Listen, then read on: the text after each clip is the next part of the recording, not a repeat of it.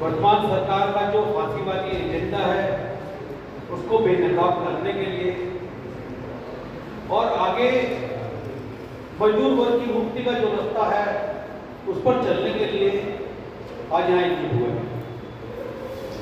साथियों, जलियांवाला बाग का इतिहास, उसके क्रांतिकारियों की विरासत, आपसी भाईचारे की विरासत को आगे बढ़ाने वाली विरासत है और इस विरासत को आज के दौर में वर्तमान सरकार छिन्न भिन्न करने में तुली हुई है।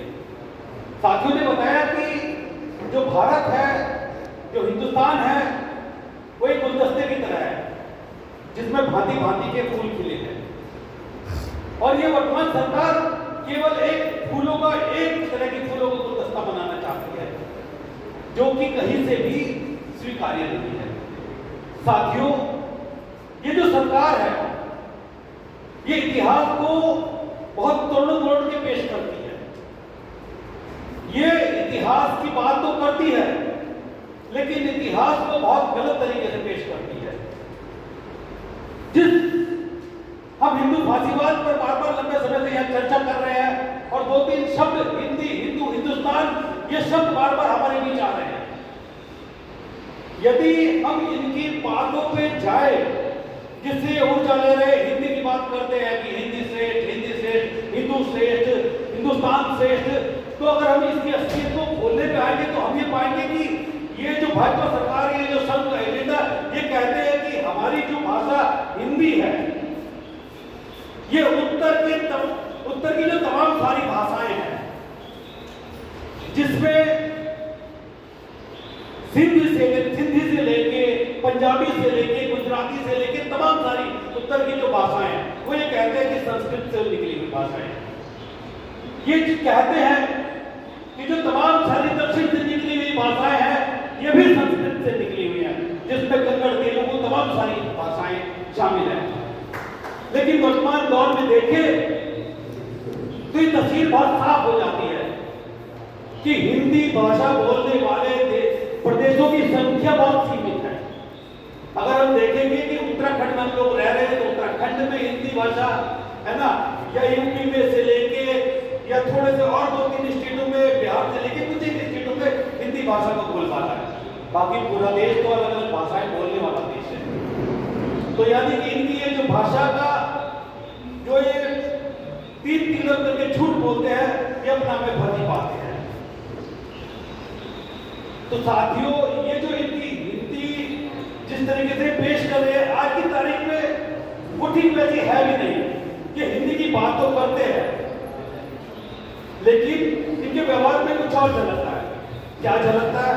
ये अपने बच्चों को उच्च शिक्षा के लिए दुनिया के तमाम सारे जो बड़े-बड़े एजुकेशन सेंटर है दुनिया के स्तर पे, ऑक्सफोर्ड से लेकर तमाम सारे एजुकेशन सेंटर या बड़े-बड़े स्कूलों में वहां भेजते हैं।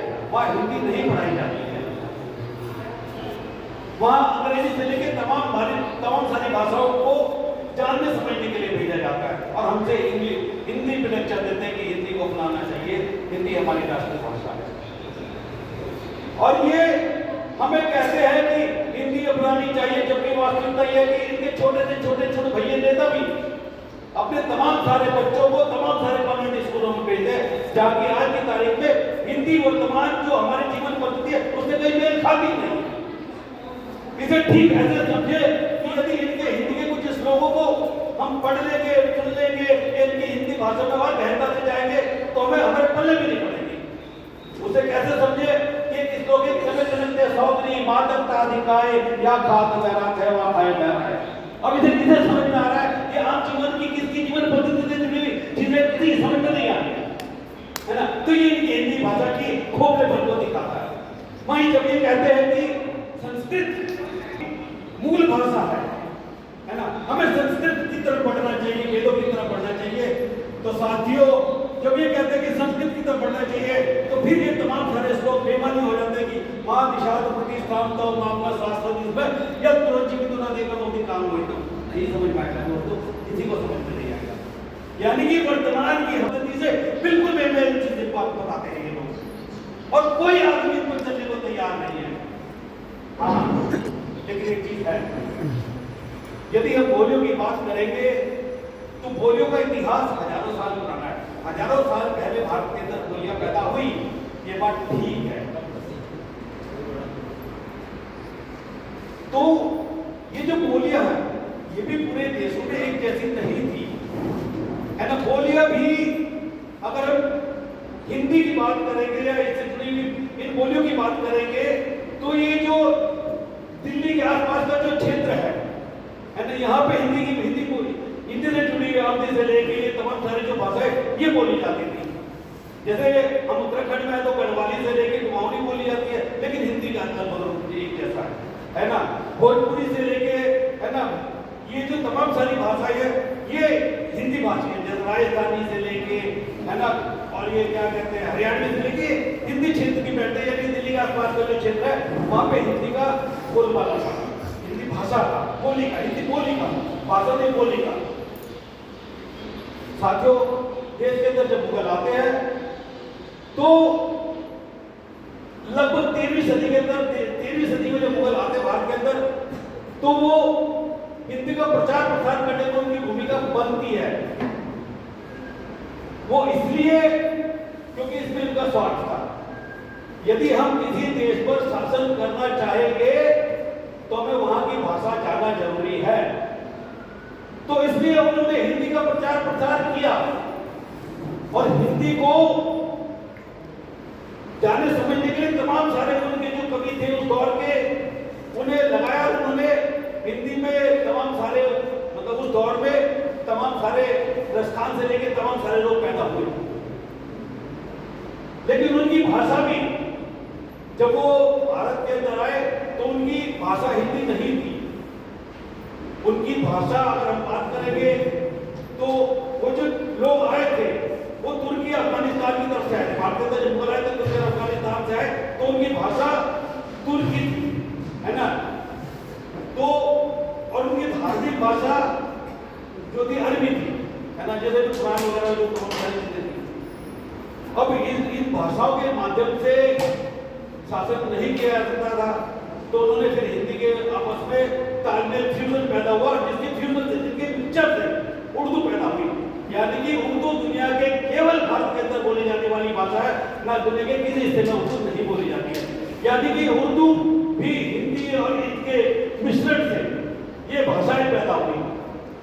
और हम ये पाएंगे कि 20वीं सदी में जाके हिंदी गद्य के रूप में स्वीकार हुई, लिटरेचर के रूप में स्वीकार की गई। उससे पहले बोलियों के रूप में ये मान्यता, मतलब उसमें कविताओं में तमाम सारी चीजों में इसे स्वीकार किया गया था, लेकिन गद्य के रूप में लगभग 20वीं सदी के आसपास इसे मान्यता मिली। तो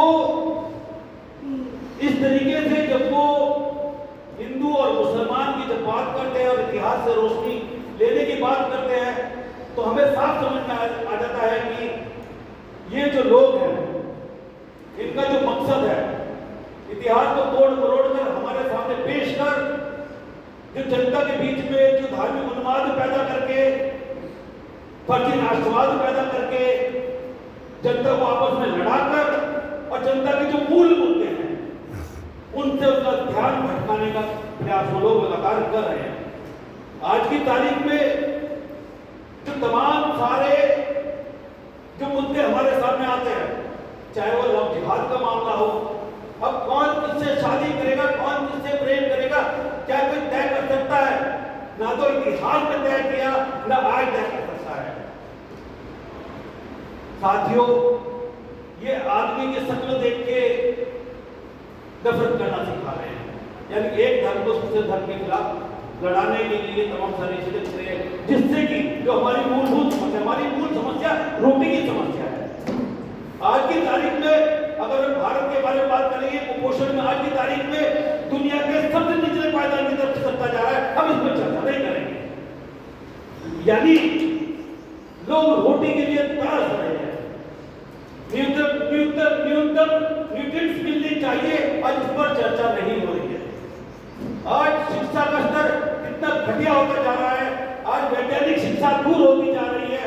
दुनिया के तमाम सारे मुल्क चांद में पहुंचने की बात कर रहे हैं, दुनिया में तमाम सारे ग्रहों पर जीवन खोजने की तलाश कर रहे हैं, और हम यहाँ मस्जिद के नीचे मंदिर खोजने की तलाश कर रहे हैं।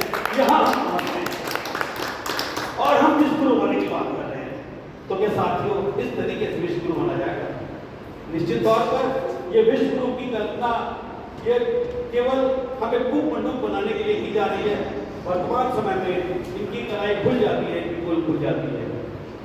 साथियों, हमारा स्पष्ट मानना है कि हम मजदूर मेहनत का समाज के लोग हैं, हम मेहनत करने वाले लोग हैं।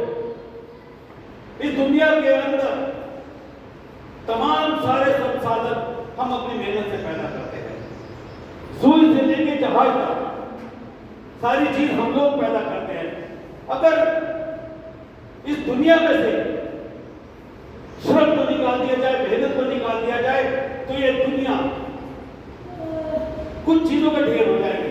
अगर जिस बिल्डिंग में हम बैठे हैं, अगर इसमें से मेहनत निकाल दिया जाए तो इस बात के कुछ कण होंगे, मिट्टी के कुछ कण होंगे, और इसके अलावा कुछ नहीं होगा। यानी कि ये जो दुनिया जितनी भी खूबसूरत है, इसमें हमारे वर्तमान की जो मजदूर मेहनत का साथी है, हमारे पूर्व के जो मजदूर मेहनत का साथी है, उनकी मेहनत का एक परिणाम है ये इतनी खूबसूरत दुनिया।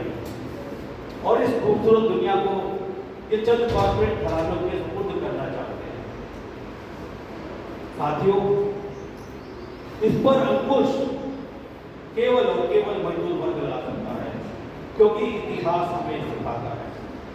इतिहास ने हमें वो शिक्षा दी है कि जब जब मजदूर एकजुट होकर संघर्ष करता है तो वो क्रांतियों को जन्म देता है, इतिहास का निर्माण करता है। हमारे मजदूर वर्ग के जो दार्शनिक हुए हैं, कार्ल मार्क्स से लेके लेनिन, स्टालिन से लेके तमाम सारे या उससे पूर्व के भी जो दार्शनिक हुए हैं, उनके जो प्रयोग हुए हैं, उन्होंने दुनिया को बेहतर तरीके से जिस तरीके से संवारने का काम किया है, एक बेहतर समाज निर्माण किया है, हमारे सामने उदाहरण पेश किया है। तो उन जो हमारे सामने जो उदाहरण है, हमारे सामने जो एग्जाम्पल्स है, हमें उनको ध्यान में रखकर उस जो हमारा दूरगामी लक्ष्य है उस पर हमें चलने की जरूरत है। और बेहतर समाज निर्माण के लिए हमें अपनी विचारधारा को